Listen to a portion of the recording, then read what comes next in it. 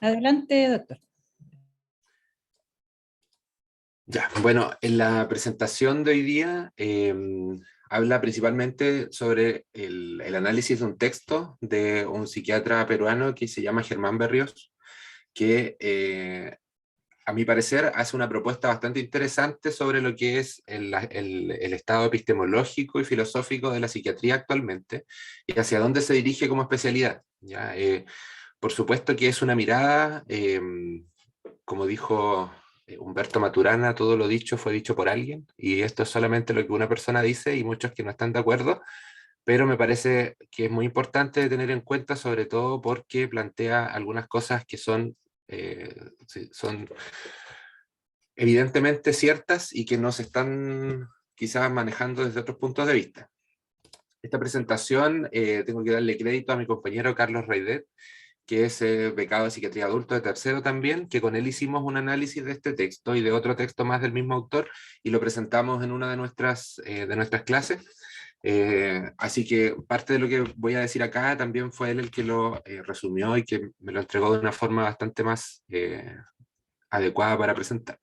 El texto es largo, es bastante largo, son 4 partes en el libro. Yo voy a tratar de hablar de las primeras 2 partes, que son las partes más teóricas y que entregan un poco el porqué de hacer este análisis, y si es que alcanzamos, voy a entregar la otra parte que me parece más práctica, es más corta, así que en una de esas podemos hacerlo todo, pero por lo menos la primera parte es lo más importante de los planteamientos que él está haciendo. Bueno, la pintura que está ahí, que se ve desde las primeras diapositivas, es el Jardín de las Delicias Terrenales de Hieronymus Bosch, que es una pintura que es bastante caótica, que muestra al centro el paraíso, por así decirlo, y a los lados, perdón, la tierra, lo terrenal, y a los lados el izquierdo el paraíso y al otro lado el infierno. Este artista se caracterizaba por plasmar estas ideas que vienen directo desde la conciencia en el lienzo, y por eso se le ha atribuido desde muchas partes, entre ellos desde Carl Jung, eh, como el atributo de poner en el lienzo directamente los contenidos de la mente, y por lo tanto me parece bastante adecuado para un análisis de la psiquiatría ilustrarlo con una pintura de este autor. Además que son muy bonitas y es bastante interesante de ver en detalle. Bueno, primero, ¿quién es Germán Berríos? ¿Cierto? He hablado harto de él, pero probablemente algunos no lo conocen. Es él que está ahí en la foto. Se ve bastante simpático, por lo que he sabido lo es. Es un psiquiatra eh, peruano. Él nació en Tacna, Perú, en 1940. Estudió en Perú, en la Universidad Nacional Mayor de San Marcos, en Lima. Estudió medicina y filosofía al mismo tiempo. Eh, Me parece que lo hizo escondido, por lo que dicen, porque no se podían estudiar las dos cosas al mismo tiempo, pero él lo hizo igual. Y en 1965 se titula como bachiller en medicina. Para poder sacar el título de médico tenía que entregar su tesis, que él la hizo sobre las bases teóricas de la psiquiatría. Sin embargo, cuentan la historia, no sé si será verdad, me parece que sí, que en Perú los profesores de medicina no le creyeron que la tesis era de él porque era demasiado buena, porque él había estudiado filosofía y nadie lo sabía, eh, y no le quisieron dar el título de médico, porque no creyeron que la tesis fuera de él, y le dijeron que tenía que hacerla de nuevo, y casi que lo expulsaron de la universidad. Así que él el año siguiente se va a trabajar a Irlanda del Norte para revalidar su título y termina de estudiar allá en Reino Unido. Y allá se titula como médico finalmente y se queda trabajando allá desde ese momento. Como pueden ver, ha sacado muchísimos títulos, entre ellos varios doctorados, maestrías, tiene fellows, él es catedrático en Cambridge desde 1977, de neuropsiquiatría y epistemología de la psiquiatría, ha sido director de varias academias de la misma Universidad de Cambridge, y ha sido nombrado también con muchos títulos o reconocimientos honoris causa por muchas universidades, entre ellas la Universidad de Chile, eh, y muchas universidades europeas también, además de tener varios títulos eh, de las escuelas de psiquiatría, el premio de neuropsiquiatría Ramón y Cajal en 2008, por su contribución que justamente tiene que ver con esto que voy a hablar ahora. Así que es una persona con mucha trayectoria, que ha escrito muchos libros también, entre ellos destacan de los más importantes, ¿cierto? La historia de los trastornos, la historia de los síntomas mentales, que es un libro prácticamente de historia, pero que habla sobre la historia de cada uno de los síntomas mentales y de cómo se originaron su descripción hasta el día de hoy, que se considera casi un clásico moderno de la psiquiatría. Y además, su último libro, ¿cierto?, el 2011, que es este que vamos a hablar ahora, que se llama Hacia una nueva epistemología de la psiquiatría. Bueno, primero, ¿por qué es importante hacer este análisis histórico y epistemológico? Ya, la investigación de la psiquiatría tiene dos componentes, ¿cierto? La investigación empírica y la investigación conceptual. Y el equilibrio, dice Berrío, ¿cierto?, de la especialidad de la psiquiatría como disciplina, depende de la coexistencia de estos dos tipos de investigación. Y el equilibrio se rompe cuando los que están a cargo de lo empírico comienzan a creer que su trabajo ya no plantea más problemas conceptuales, o sea, plantea el que pasa bastante habitualmente, que las personas que están a cargo de la investigación empírica de la psiquiatría van quedándose con lo que tienen y van tomándolo como la verdad absoluta sin darse cuenta que la psiquiatría no solamente se compone de lo que tiene que ver con las ciencias naturales y con la investigación clínica, sino que también tiene un componente conceptual, teórico, que viene dado por el contexto social e histórico en el que estamos inmersos. Entonces, hay varios supuestos erróneos en la investigación empírica. El primero es que la realidad es constante y cognoscible.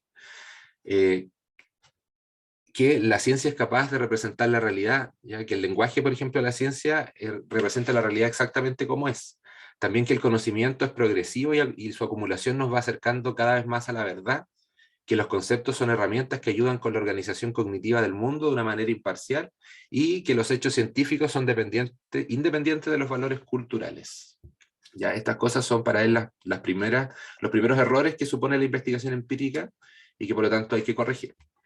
Sí, cierto, esto está dado de una manera bastante práctica en la ejemplificación de por qué estos serían supuestos erróneos, ya que desde el inicio de la conceptualización de la locura en la historia, no solamente se han considerado los factores biológicos como pertenecientes a este concepto de locura, que si bien tiene un componente biológico que tiene que ver con afecciones cerebrales, ¿cierto?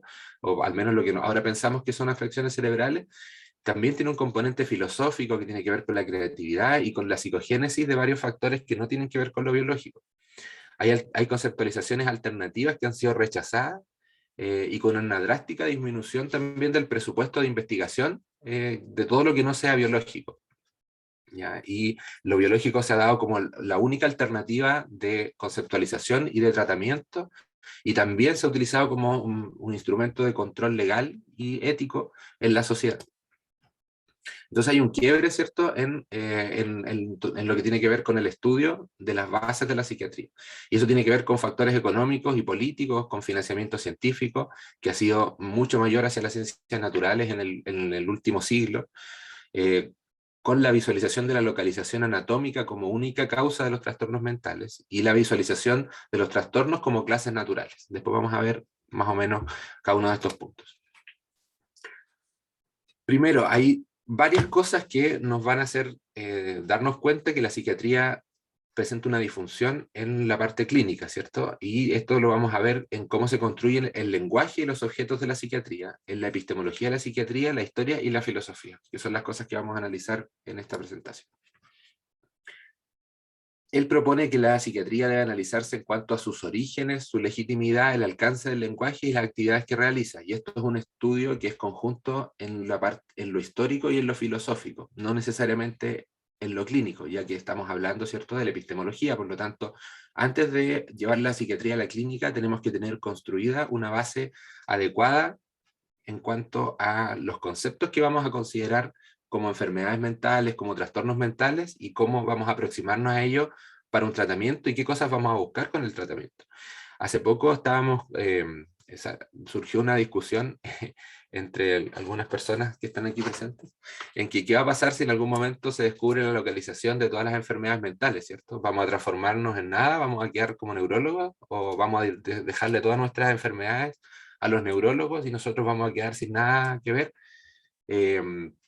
Bueno, Berrío dice justamente que esto no puede pasar, porque la psiquiatría no puede basarse solamente en lo que tiene que ver con la localización anatómica, porque la psiquiatría viene construida desde lo social como una disciplina, ¿cierto?, que no solamente se encarga de estudiar al ser humano en su biología, sino que también en estudiarlo en cuanto a los constructos de cada espacio histórico en los que se ha definido ciertas patologías que son enfermedades mentales, ya que, por ejemplo, la esquizofrenia es un constructo social.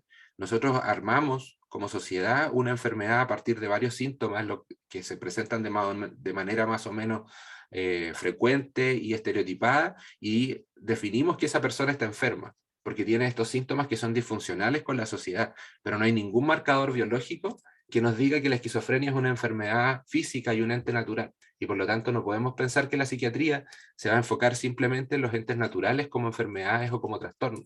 Tenemos que cambiar nuestra visión sobre qué es lo importante, encontrar la localización o entender cómo sufren las personas con sus síntomas. Y esa es la principal disquisición que debemos hacer antes de empezar siquiera a hacer un tratamiento o a conceptualizar las enfermedades.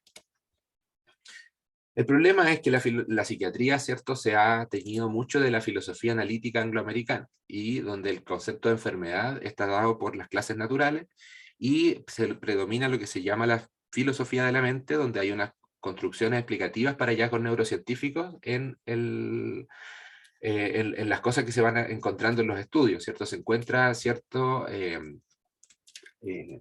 síntoma mental que se correlaciona con un hallazgo anatómico y se cree que ya esa es la verdad. Porque, según la filosofía de la mente, tiene que haber una localización para cada una de las conductas, comportamientos o síntomas en el cerebro. Y el fracaso de la psiquiatría para ayudar a las personas que padecen enfermedades mentales exige llevar a cabo una revisión total de sus preciados supuestos y sus hechos, ¿cierto? Porque claramente esto no ha funcionado, ya no hemos podido encontrar una localización para cada uno de los síntomas, y cuando encontramos una, parece que no fuera constante en todas las personas y hay demasiada variabilidad en cuanto a lo genético también, para poder catalogar una enfermedad como tal. Y Berríos plantea que para librarse de las creencias profundamente arraigadas en esta especialidad, el epistemólogo, que es la persona que debería analizar las bases de la psiquiatría, debe reubicar a la psiquiatría en su contexto histórico y no solamente enfocarse en las clases naturales como enfermedades. La filosofía analítica angloamericana, desafortunadamente, tiene un alcance antihistórico, y que ha renegado un poco todo lo que se había escrito antes desde los autores clásicos hacia atrás, sobre todo de las escuelas europeas, francesa y alemana, que son las que dieron origen prácticamente a lo que es la psiquiatría. Además de la inglesa, que si bien no es tan conocida, algunos autores como lo son los franceses y alemanes, también las propuestas son muy diferentes a lo que se hace hoy día. Y para Berríos este alcance antihistórico es incapaz de generar propuestas históricas de calidad, y por lo tanto no nos sirve para determinar cuáles son estas bases epistemológicas que debemos replantear. Y él dice esto que es bastante fuerte, ¿eh? Dice: para el epistemólogo nada puede considerarse como sagrado, incluso la idea de que la psiquiatría debe ser una rama de la medicina, ¿ya? Porque funciona para él totalmente distinto. No tenemos localizaciones anatómicas, parece que no las vamos a encontrar después de 100 años o más incluso de estudio empírico. No se ha determinado aún ninguna localización real de una enfermedad, y cuando se ha localizado algo en el cerebro, en algún momento el estómago fue uno de los órganos objetivos a estudiar en la psiquiatría.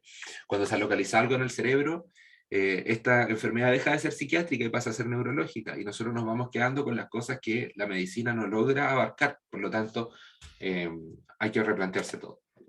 Y lo que él está haciendo es esto, ¿ya? El análisis epistemológico histórico a la par, y los temas centrales que él discute de la psiquiatría es definir el tipo de disciplina que debe ser para asistir a los enfermos principalmente, el equilibrio entre las ciencias naturales y humanas para ser relevante para las personas y no solamente como un fin de estudio científico, definir la clase de objetos que son las enfermedades mentales, estudiar la imagen del hombre, determinar la potencia de la asociación científica, cultural y valórica, y cómo esta es la penetración de esta variable en los postulados científicos también, no solamente apartado de lo que es la ciencia.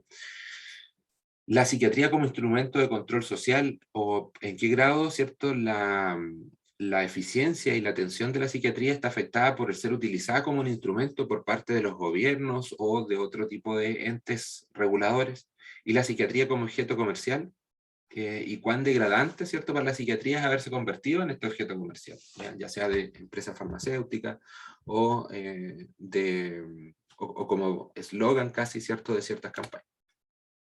Entonces, primero, para hacer este análisis histórico tenemos que tener claro cómo se ha definido la psiquiatría desde su comienzo. Y la definición clásica que él dice después de cierto estudio y análisis histórico, ¿cierto? Es que es una disciplina formada para abordar la comprensión y gestión de las categorías de conducta y experiencias consideradas desviadas, anormales o enfermas.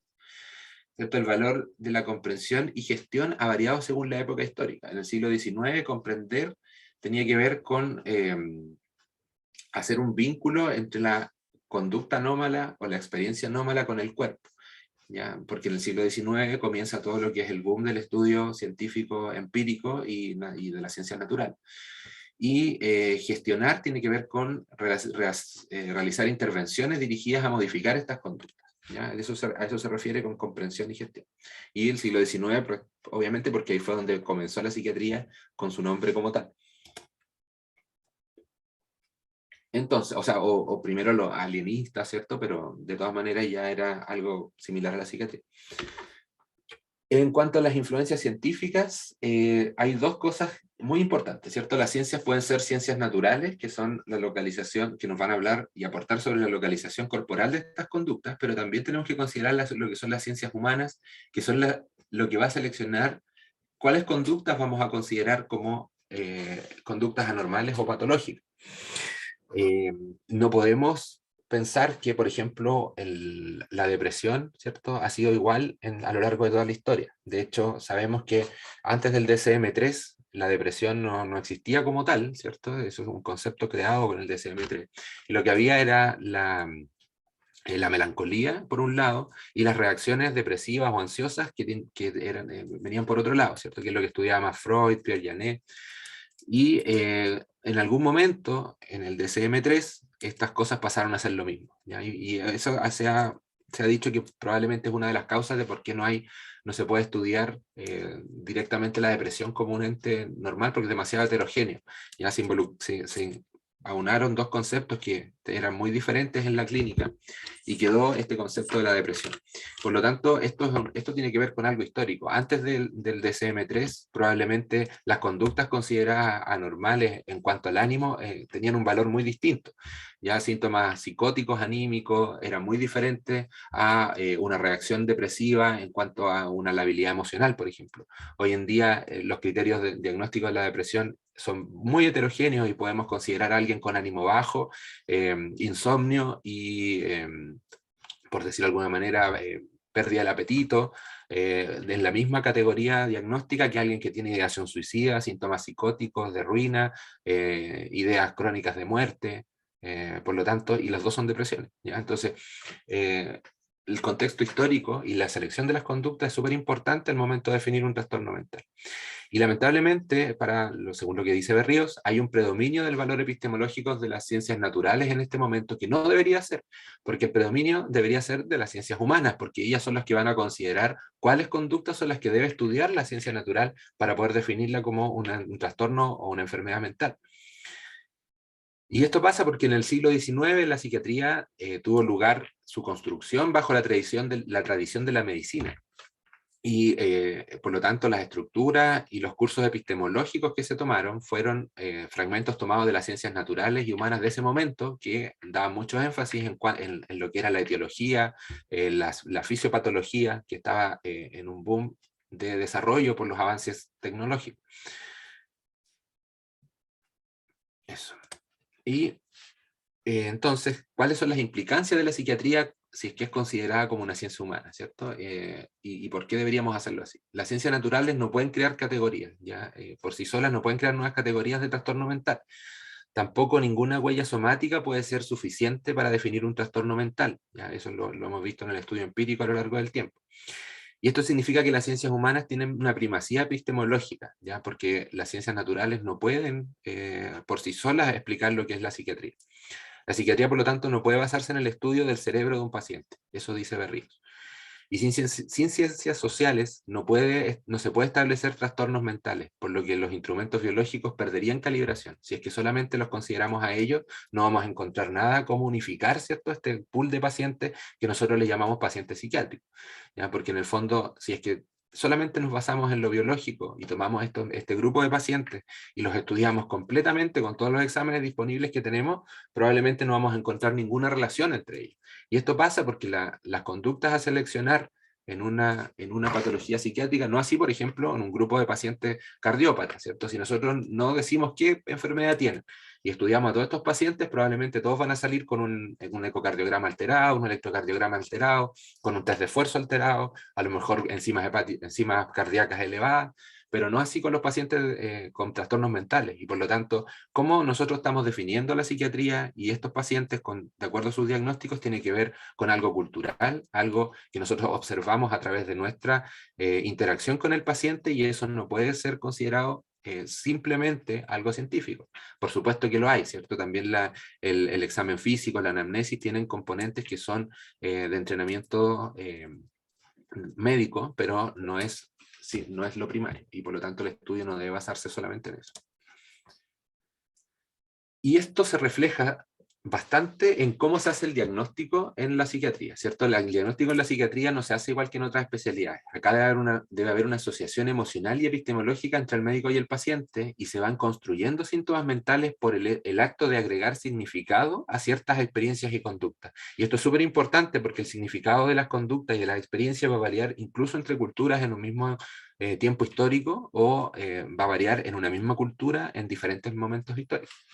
Y debe haber un acto social de diagnóstico, y esto implica una asociación emocional, ¿cierto? Como dice acá, entre las dos partes, y en la que hay una negociación y una selección de las experiencias o conductas que el paciente siente o que presenta, y se les va a dar una interpretación por parte del médico, pero también esto debería ser en acuerdo idealmente con el paciente.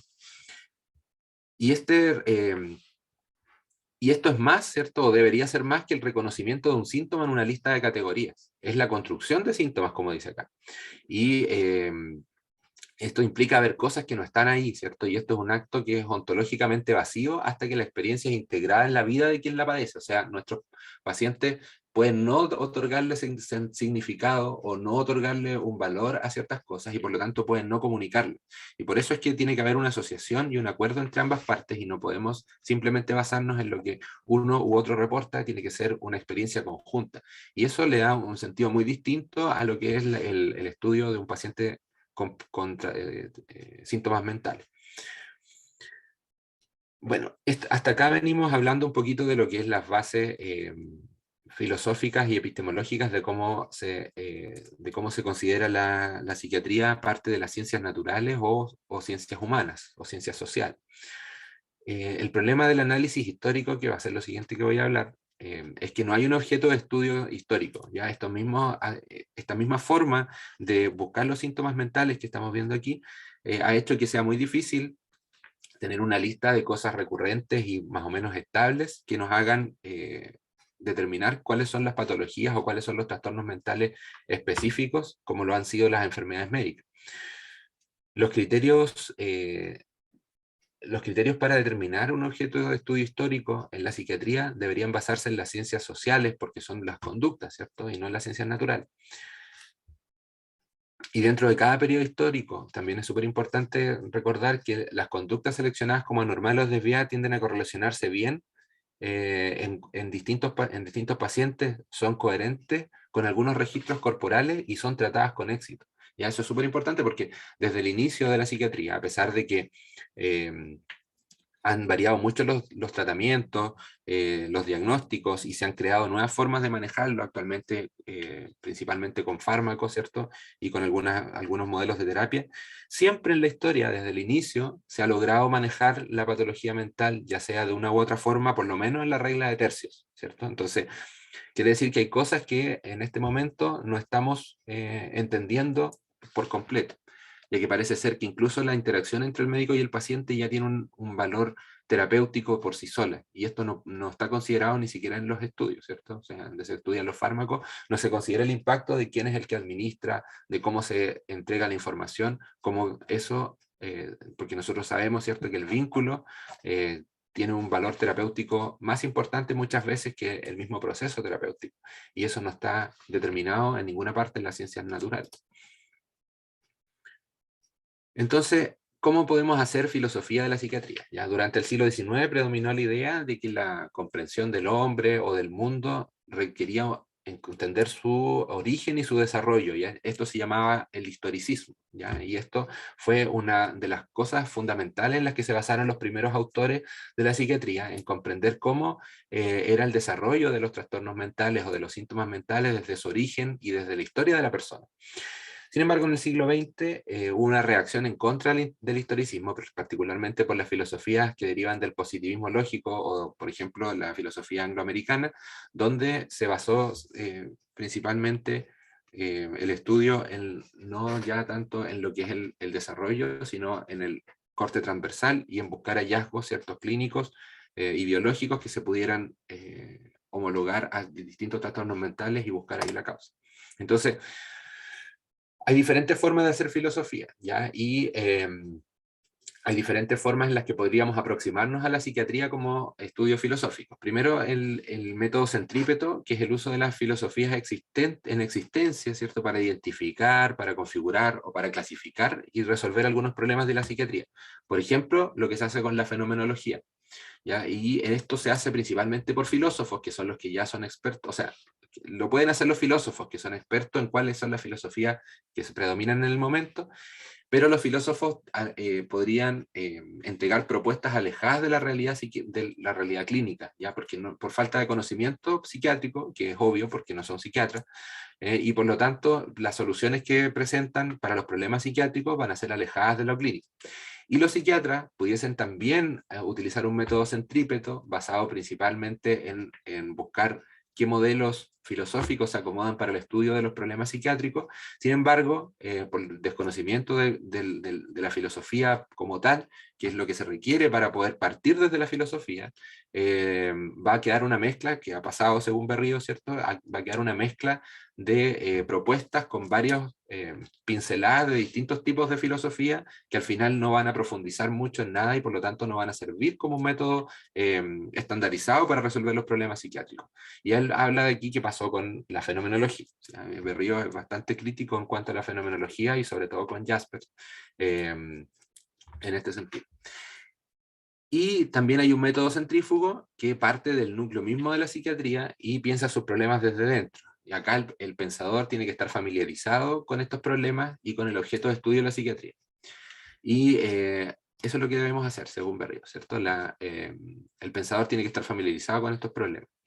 Y esto se ve, por ejemplo, que si bien hay problemas que son extrínsecos, como, no sé, la interacción mente-cuerpo, que no es propio de la psiquiatría, tiene que ver con muchas, también lo estudiamos nosotros, pero tiene mucho que ver también con las filosofías orientales y otro tipo de pensamientos, también las clases, reconocimiento de conductas alteradas o de experiencias alteradas que se va dando a través de la historia, tampoco es solamente de la psiquiatría, también tiene que ver mucho con otro tipo de ciencias sociales. Esto no hay soluciones preparadas, ¿cierto?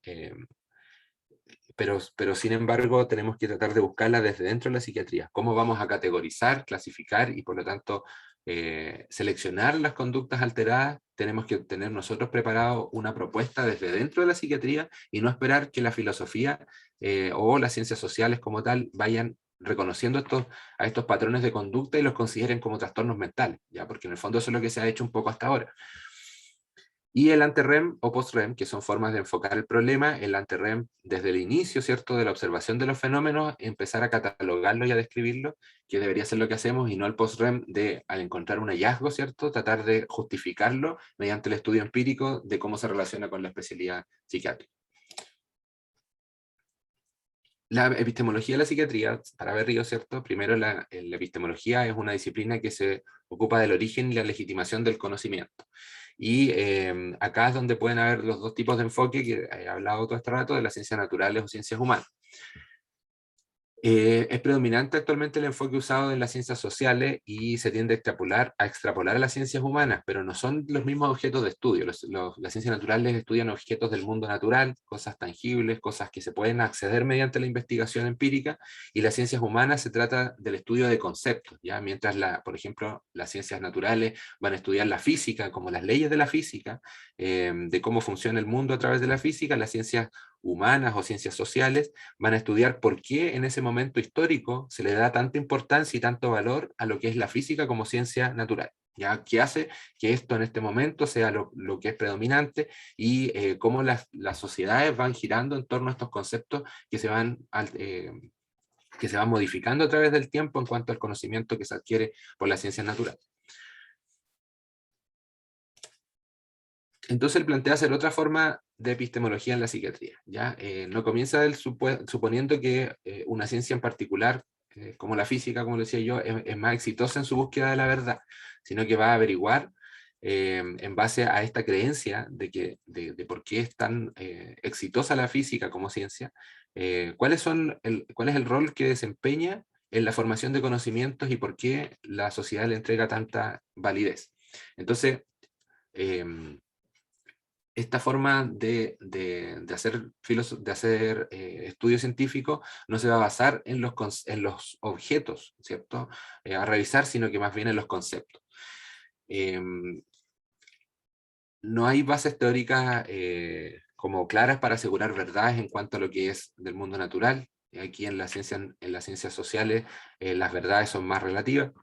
Hay un rol más participativo de estos conceptos en la formación del conocimiento y se le da mucha más carga teórica. La carga teórica del conocimiento es mayor porque no hay cómo visualizarlos en el mundo real, mundo natural, sino que son los mismos conceptos que surgen desde el análisis histórico los que van a tener un valor mayor para determinar el por qué estas patologías o estas cosas se consideran tan importantes en su momento. Bueno, el estudio científico entonces se puede basar en ciencias naturales, ciencias humanas, y hay disciplinas que son híbridas, y él plantea que la psiquiatría debería ser una disciplina híbrida.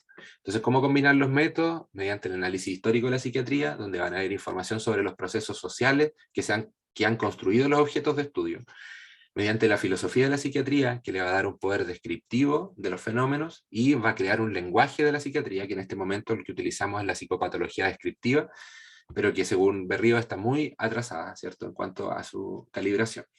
Y la investigación empírica, que va a servir para calibrar las nuevas definiciones en contraste con la realidad. O sea, vamos a primero definir objetos, conceptos de estudio en cuanto a lo que es el análisis histórico y filosófico. Vamos a reconocer estos síntomas, vamos a ver cómo describirlos, y a partir después de ese análisis vamos a hacer estudios empíricos que van a contrastar estos hallazgos con la realidad.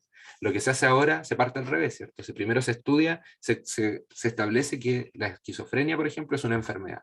Y todos los estudios se hacen con personas esquizofrénicas, pero no se hace una mayor disquisición de cuáles son las cosas a considerar, si es que hay síntomas que tienen mayor validez, se presentan de forma más frecuente y por lo tanto tienen un valor distinto en cuanto a los otros, y por lo tanto a lo mejor la investigación empírica y la investigación científica pudiese encontrar mayor información en analizar cierto tipo de pacientes con cierto tipo de síntomas y no la totalidad de ellos como si fuera ya una enfermedad que estamos seguros que tiene una representación en el cerebro, que no se ha encontrado.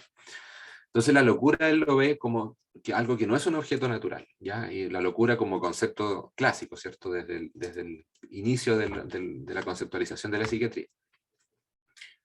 Y una vez generado este concepto, se puede relacionar a representaciones biológicas, ¿ya? O sea, no partir de la locura como enfermedad, sino que primero conceptualizarlo, describirlo y buscar desde aquí cuáles son las cosas que vamos a estudiar en cuanto a lo científico.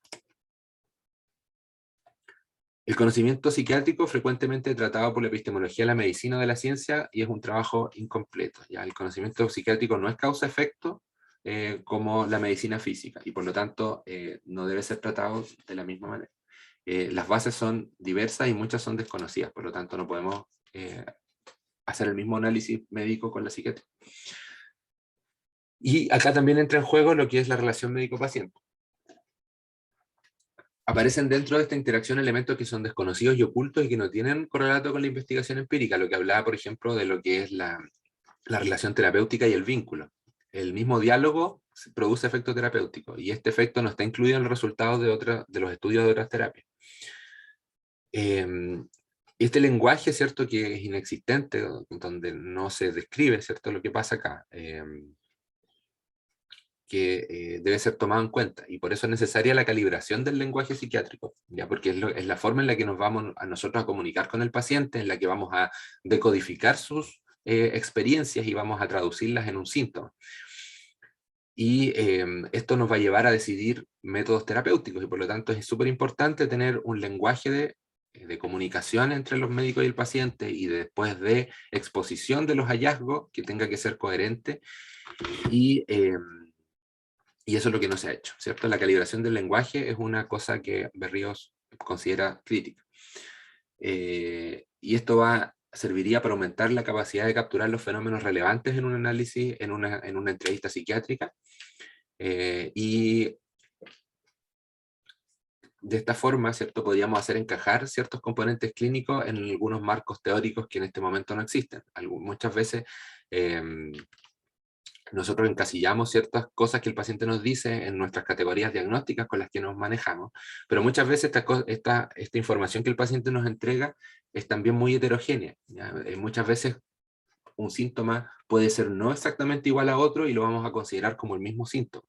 Y eso es grave, según Berríos, porque estamos considerando que ya no existen más síntomas, ¿ya? Como que los síntomas ya se terminaron, como que ya dijimos hasta acá y no hay más síntomas, y tenemos que, todo lo que nos digan ahora tiene que calzar con alguno de estos que ya están descritos. Eso, Berríos dice que a lo mejor es verdad, a lo mejor no, pero no se ha hecho un estudio si realmente lo que tenemos hasta ahora es suficiente, y parece, según la práctica, ser insuficiente. Bueno, él ya haciendo varios estudios, entre comillas, descubierto que parece que sí es insuficiente, y por lo tanto habría que reestructurar un poco el cómo nosotros nos enfrentamos a la recepción de información y a la interpretación de algunos fenómenos que le ocurren a las personas.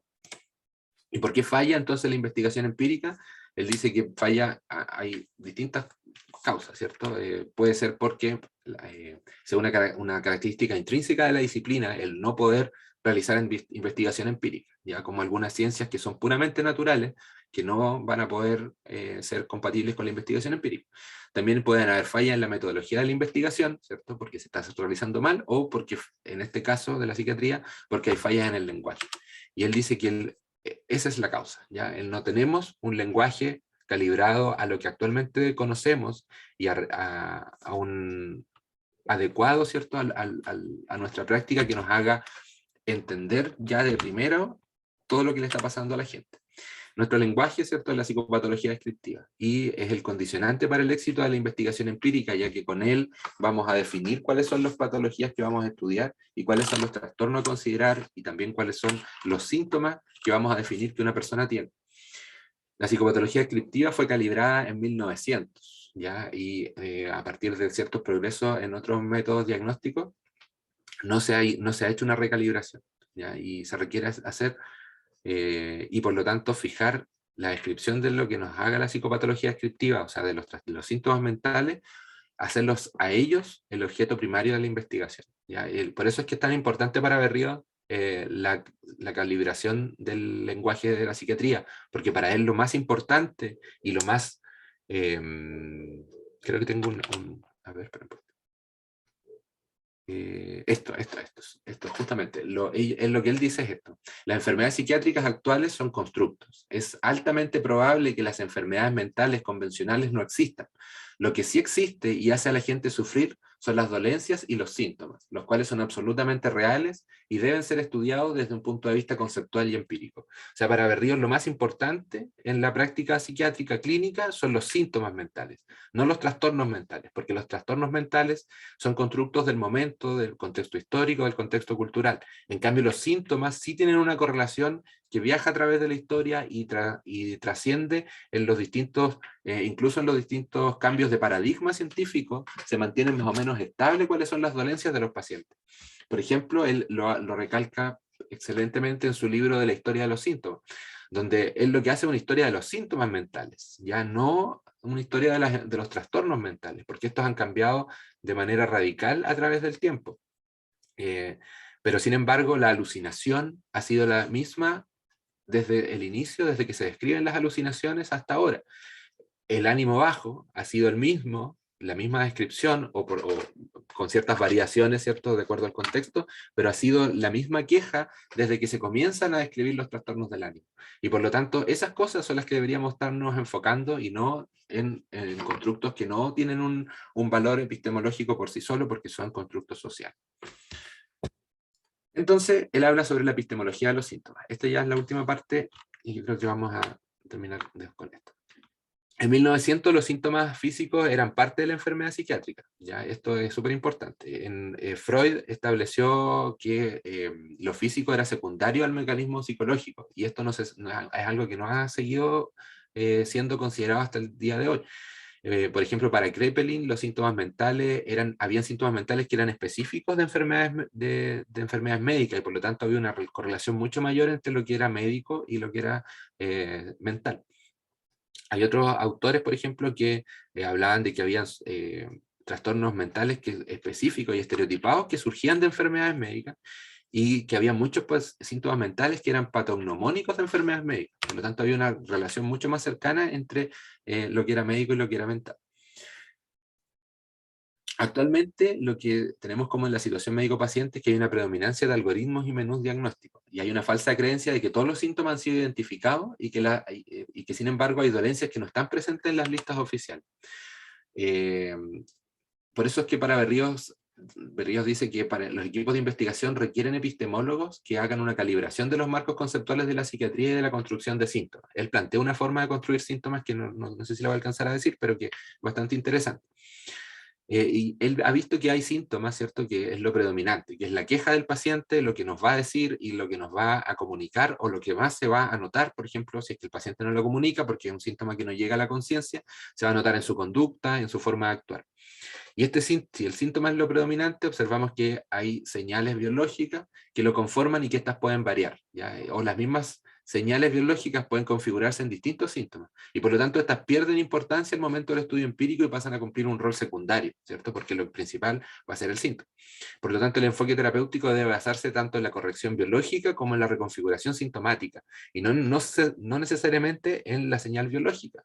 ¿Ya? Hay personas que nosotros nos basamos en este momento con las terapias biológicas médicas a manejar lo que son las señales biológicas y no necesariamente los síntomas de las personas. Si bien el manejo sintomático, como lo decimos nosotros, está todo apuntado a lo que se ha hecho y lo que se ha descubierto en el estudio biológico empírico, y no hay una correlación entre ambas cosas. Bueno, en cuanto a la fenomenología, cortito,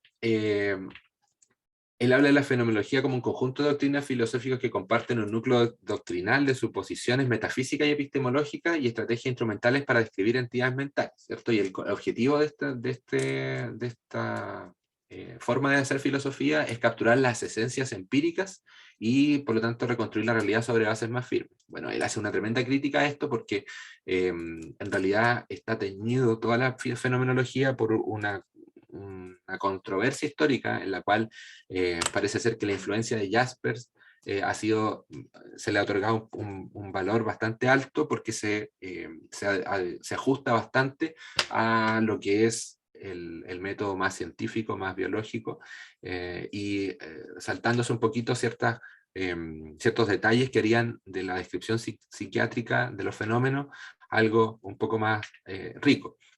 Por ejemplo, dice él que no se puede llegar a las bases empíricas de las cosas a través de la fenomenología, porque al librarnos de todo prejuicio, como dice Jasper, ¿cierto?, que hay que mirar los fenómenos, estamos desde el momento en que... A ver, creo que tengo un problema con la... Desde el momento en que estamos captando un fenómeno, como por ejemplo pudiese ser una alucinación, eso ya otorgamos cuál es el fondo, cuál es la forma, a qué enfocarnos al describir esta alucinación, y por lo tanto deja de ser algo que no tenga prejuicio, ¿cierto? Porque ya lo estamos poniendo dentro de un marco conceptual, que en este caso sería el marco de lo que él nos dice que corresponde a una alucinación. Por lo tanto, él hace una crítica. Y otro que se describe bastante en el libro es que la fenomenología de Jaspers no tiene nada que ver con la fenomenología de Husserl, que se supone que fue su maestro, ¿cierto? Y que la fenomenología de Husserl nunca fue diseñada para el estudio de cosas que no sean objetos reales, ¿cierto? Del mundo externo. No está hecha para estudio de la psiquiatría. Y cómo Jaspers adaptó eso fue a través de lo que él llamó la empatía, que en realidad es un concepto, una forma de definir el concepto bastante propia que tenía Jaspers y no se correlaciona muy bien con el trabajo que se debería hacer. Sí, no voy a entrar en detalle, hay mucho que hablar de esto, pero voy a dejarlo. Entonces, el modelo médico y la psiquiatría, cómo se correlacionan y cómo han interactuado en la medicina, ¿cierto? Hay diferentes formas de definirla, pero principalmente tiene estas dos, que son las clásicas, que es una actividad, ¿cierto? Que va a cambiar según la cultura y el periodo histórico, también puede ser un lenguaje para describir o explicar las enfermedades humanas, y hay una confusión entre estas dos, ¿cierto? Y uno se refiere al manejo de las dolencias corporales indeseables, la ritualización, el valor social de la actividad, y este va a cambiar a través del tiempo. Pero también la explicación entre que se le da a las enfermedades, que es parte de M2, va a cambiar a través del tiempo. Y muchas veces se establece que una explicación de un momento histórico va a ser la real, la definitiva, ¿cierto? Y eso está mal, porque se tiende a desvalorizar lo que se ha hecho a través del tiempo en en el concepto de la medicina. Y eso no puede pasar en la psiquiatría, porque la psiquiatría no ha ofrecido mejores cosas a través del tiempo. Ahora estamos ofreciendo lo mejor que podemos con nuestra tecnología, con nuestro conocimiento, que es lo mismo que se hizo hace 100 años atrás. Y hace 100 años atrás se lograban resultados no tan diferentes en el cuanto al manejo de los pacientes a lo que estamos logrando ahora.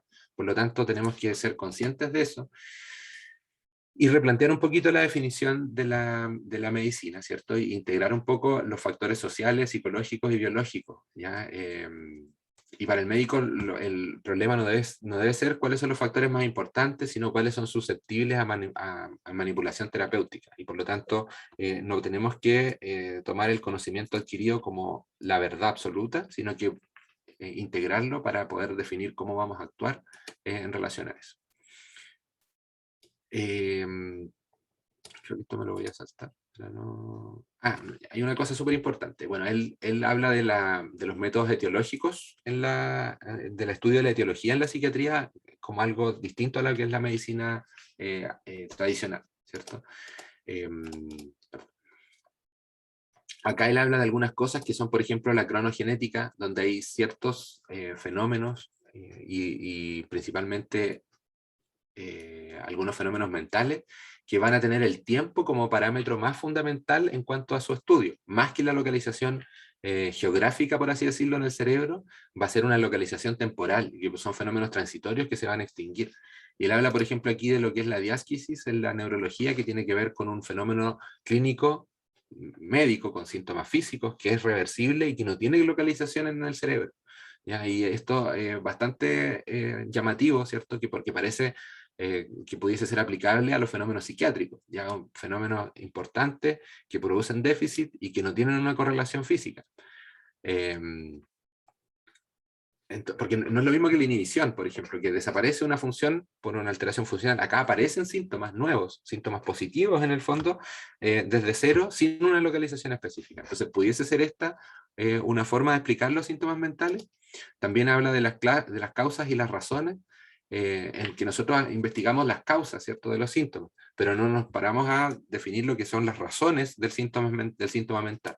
Hay muchos síntomas que aparecen por un trauma, por ejemplo, y que a pesar de no ser conscientes, pudiesen tener una razón en cuanto a mecanismos internos, subconscientes del paciente para expresarse. Incluso síntomas tan llamativos o tan, quizá uno pensaría poco neuróticos como son las alucinaciones o los delirios, pudiesen ser explicados a través de esto en cuanto a una alteración funcional de lo que es el razonamiento de la persona, más que de una causa anatómica.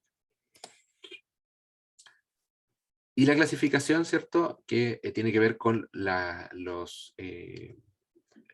los mapas, como los instrumentos de cómo vamos a catalogar los distintos trastornos en un método de clasificación es importante en la psiquiatría, porque hasta ahora lo que se ha hecho para él no tiene mucha utilidad, porque se han dejado fuera bastantes formas de capturar síntomas mentales y que no lo estamos haciendo. Y acá es donde él dice cómo catalogar en psiquiatría, que no es difícil, ¿cierto? Porque cómo aplicas, por ejemplo, un modelo de prototipo. ¿Cuál es el prototipo de la enfermedad psiquiátrica que vamos a decir, ya, esta enfermedad es esta misma, que sale acá descrita, por ejemplo, en el DSM? ¿Es acaso el ejemplo más claro de la enfermedad? ¿Hay criterios que definen cómo hacer un prototipo de enfermedad psiquiátrica? A través de cómo lo vamos a definir, de la historia de la enfermedad, de la expresión clínica, y además que las clasificaciones solamente van a capturar las creencias y los conocimientos actuales que se tienen de la enfermedad, pero a medida que vayan apareciendo necesidades de adquirir nuevo conocimiento y nuevas formas de abordar ciertas enfermedades, estos van a ir quedando obsoletos, que es para él lo que ha pasado hasta ahora por la no calibración del lenguaje psiquiátrico, donde estamos pasando por alto muchos síntomas que pareciera ser que aparecen y no los estamos viendo. Lo vamos a dejar hasta acá. Falta la parte más teórica, pero ya llevo harto rato hablando, así que pudiese hacerlo otro día si es que les interesa. Así que... Muy bien.